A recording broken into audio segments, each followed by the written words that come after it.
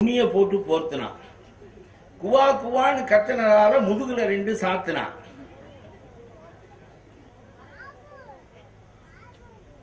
நான் கேட்கிறேன், குன்னக்குடி போற வண்டியில் குடும்பம் பூரா ஏற்றி ஒரு கதையை சொல்ல தொடங்கியவன் அப்புறம் முதுகுல சாத்துற கதையோடு வந்து முடிக்கிறான்னா என்ன சொல்ல வந்தாயுமே, என்ன சொல்லி முடிச்சான்னு நமக்கு ஐயா ஏற்படுதுல்ல.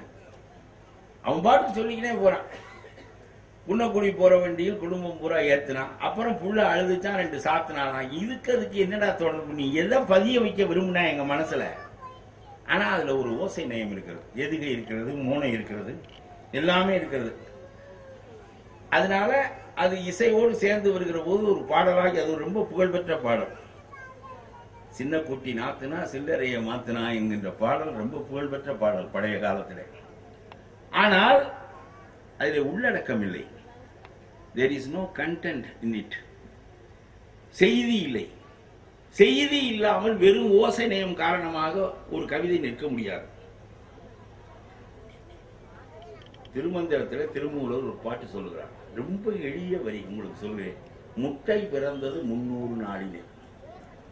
ஒரு பெண்ணினுடைய கர்ப்பப்பையில் அவளுக்கு ஒவ்வொரு மாதமும் உண்டாகிற ஒரு முட்டை இப்பொழுது கருத்தரித்து விட்டது. அது 300 நாள் வளர்ச்சி அடைந்தது.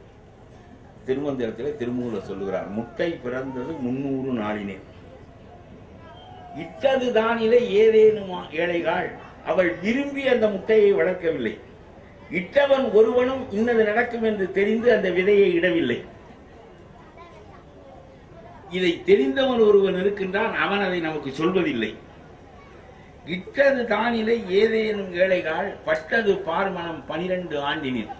பிறந்து விழுகின்ற பிள்ளை 12 வயதில் காமம் போன்ற எல்லா உணர்வுகளையும் அடைந்து விடுகிறது. பட்டது பார்மணம் 12 ஆண்டினில், கெட்டது எழுவதில் கேடறிகிறே. எல்லாமே எழுவதோடு முடிந்து போய்விடும். இந்த வாழ்க்கையினுடைய தன்மை கேட்டினை அறியாததால் he repeats. இதுதான் திருமந்திரம் சொல்லுகிற செய்தி. கேடு என்ன என்று அறிந்தால் 12 ஆண்டுகளில் வாசனை வருவதற்கும் உலக வாசனை வருவதற்கும் 70 ஆண்டுகளில் அந்த வாசனை முடிந்து விடுவதற்கும் இடையே இது ஒரு கேடாக முடிந்து விட்டதை அறிந்தாயா என்று திருமூலர் சொல்வதை நாம் கேட்டால் we will not repeat. திரும்ப திரும்ப நாம் செய்கின்ற இந்த ரெப்படிஷன் காரணமாக, திரும்ப திரும்ப நாம் செய்கின்ற இந்த செயலின் காரணமாக திரும்ப திரும்ப இந்த பிறப்பு நேருகிறது. பட்டினத்தார் இதைவிட ரொம்ப நன்றாக சொல்வார். மாதா உடன் செழித்தாள், வல்வினையேன் கால் செழித்தேன், வேதாவும் கை செழித்து விட்டானே நாதா, இருப்பையூர் வாழ் சிவனே இன்னும் ஓர் அன்னை கருப்பையூர் வாராமல் கா என்று சொல்வார். என்னை பெற்று பெற்று ஒவ்வொரு பிறவியிலும் பெண்கள் சலித்து போனார்கள். மாதா உடல் செழித்தாள், வல்வினையேன் கால் செழித்தேன். ஒவ்வொரு பிறப்பிலும் பிறந்து பிறந்து நடந்து நடந்து அலைந்து அலைந்து நான் கால் இழைத்து போய்விட்டேன். வேதாவும் கை செழித்து விட்டானே, என்னை திரும்ப திரும்ப படைத்து படைத்து அந்த பிரமனும் கை செழித்து போய்விட்டான். இருப்பையூர் வாழ்கின்ற சிவனே இன்னொரு கருப்பையில் வாராமல் என்னை காக்கக்கூடாதா என்று பட்டினத்தார் சொல்கிறார். படிப்பது என்பது தேர்வு செய்து படிக்க வேண்டும். நான் கண்ணதாசனுக்கு பிறகு எதையும் படிப்பதில்லை.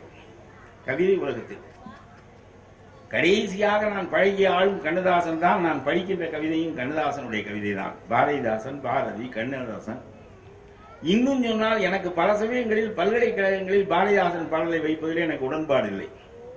பாரதிதாசன் குறைவானவர் என்பதற்காக அல்ல, தமிழ் இயக்கத்தை தூக்கி நிறுத்திய பெருமகன் பாரதிதாசன். ஆனால் நான் சொல்லுகிறேன், பதிற்றுப்பத்தை கற்றுக் கொடுத்தால் பாரதிதாசன் தானாக விளங்கும். மாஸ்டர் கீயை அவனிடம் கொடுங்கள், அது எல்லா பூட்டையும் திறக்கும். நீங்கள் பதிற்றுப்பத்தை கற்றுக் கொடுத்து விட்டால் பாரதிதாசனை கற்றுக் கொடுக்க வேண்டாம். ஆனால் பாரதிதாசனை கற்றுக்கொண்டவனுக்கு பதிற்றுப்பத்து புரியாது, சிலப்பதிகாரம் புரியாது, புறநானூறு புரியாது.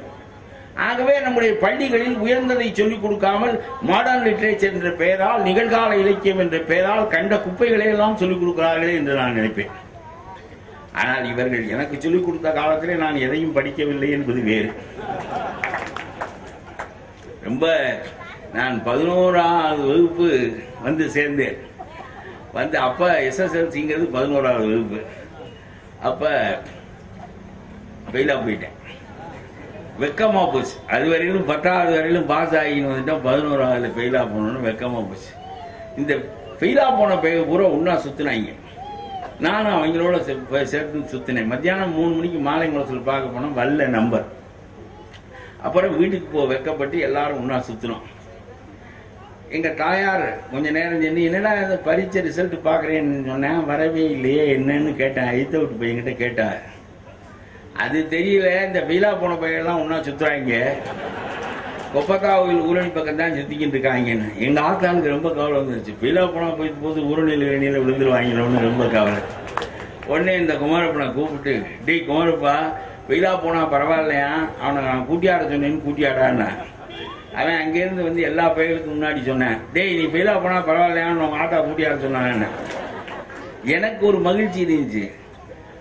ஒரு 27 நம்பர் ஒன்னா காணும், அதுல என் நம்பரையும் காணும். நம்ம ஒருத்தன் மட்டும் அடிக்கல, கொத்தா அடிச்சிருக்காங்க.